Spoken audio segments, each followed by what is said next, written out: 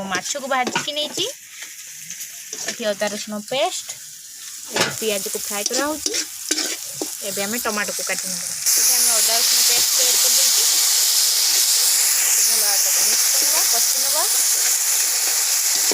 हलदी गुंड को ऐड करके अल्प टिके पानी देदेले मसला आमर भल भाव सिझापी आगे कषि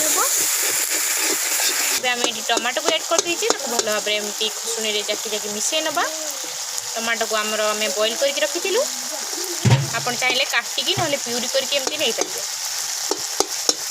फ्रेंड्स ये आम आलू को ऐड कर देछि फ्रेंड्स एबे आम झोल पाई पानी ऐड कर देछु पानी मुझे बॉइल करके नहीं फुटिया छाड़ दबा